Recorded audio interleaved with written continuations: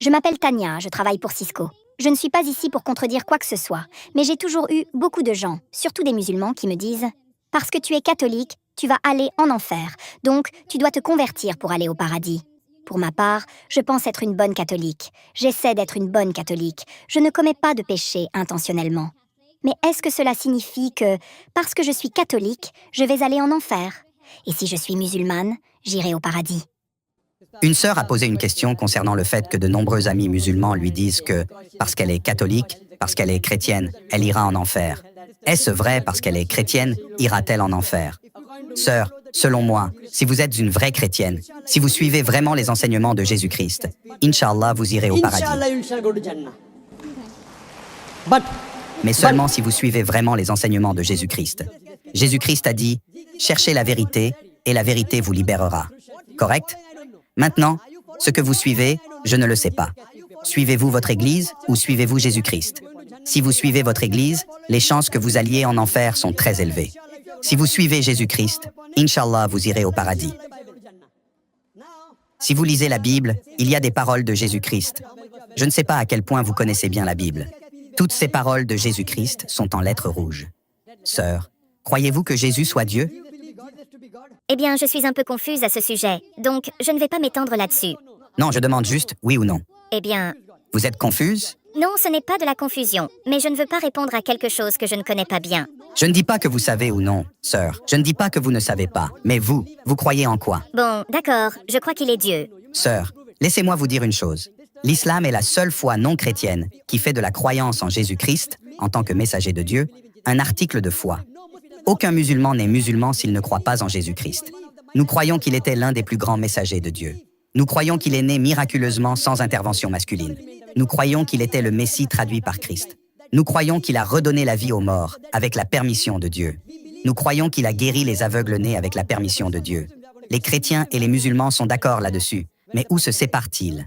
La séparation se fait là, sœur, car la plupart des chrétiens, presque tous, croient que Jésus-Christ est Dieu Tout-Puissant. Ils croient qu'il a revendiqué la divinité.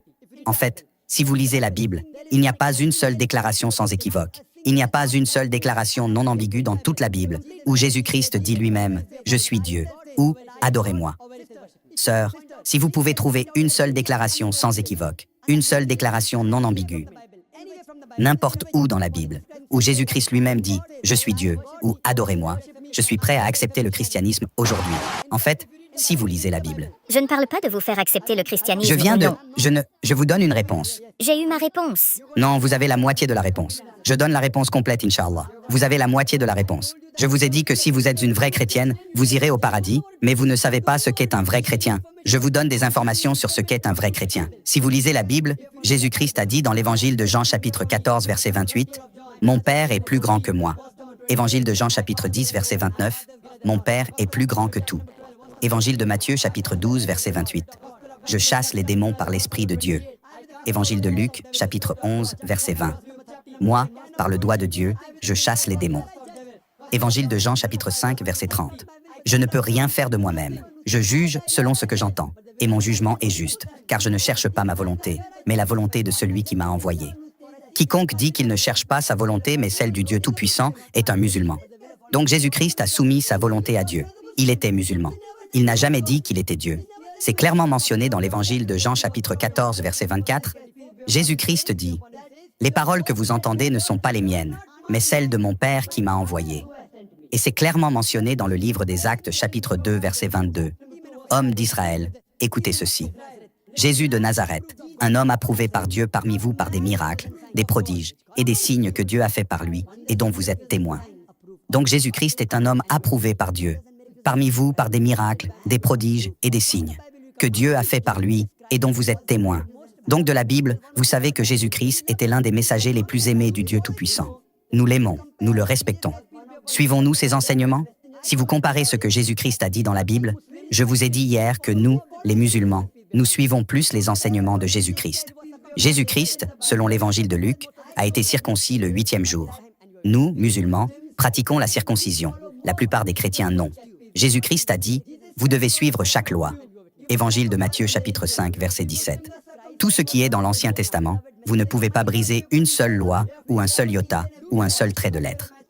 Comme mentionné dans mon discours, C'est mentionné dans le livre du Deutéronome chapitre 14, verset 8, dans le livre d'Isaïe chapitre 65, verset 2-5, et le livre du Lévitique chapitre 11, verset 7-8, que vous ne devez pas manger de porc. Nous, musulmans, ne mangeons pas de porc, mais la plupart des chrétiens en mangent. C'est mentionné dans le livre des Éphésiens chapitre 4, verset 18, livre des Proverbes chapitre 20, verset 1. Vous ne devez pas boire d'alcool. Les musulmans ne boivent pas d'alcool, mais les chrétiens en boivent. Donc, si être chrétien signifie une personne qui suit les enseignements de Jésus-Christ, alors nous, musulmans, sommes plus chrétiens que les chrétiens eux-mêmes. Donc, si vous devenez un vrai chrétien et que vous suivez vraiment les enseignements de Jésus-Christ, Jésus-Christ a dit dans l'évangile de Jean chapitre 16, verset 7, « Il vous est avantageux que je m'en aille, car si je ne m'en vais pas, le consolateur ne viendra pas à vous. Mais si je m'en vais, je vous l'enverrai. » C'est mentionné dans l'évangile de Jean chapitre 16, verset 12-14. Jésus-Christ a dit, « J'ai encore beaucoup de choses à vous dire, mais vous ne pouvez pas les porter maintenant. Mais quand il viendra, l'Esprit de vérité, il vous guidera dans toute la vérité. Car il ne parlera pas de lui-même, mais tout ce qu'il entendra, il le dira, et il vous annoncera les choses à venir. Il me glorifiera. » Citation textuelle de la Bible, version King James. Donc, Jésus-Christ prophétisait la venue du dernier et du dernier messager, le prophète Mohammed, paix soit sur lui. Si vous êtes un vrai chrétien, si vous croyez vraiment en Jésus-Christ, vous devez croire au dernier et dernier messager, le prophète Mohammed, paix soit sur lui.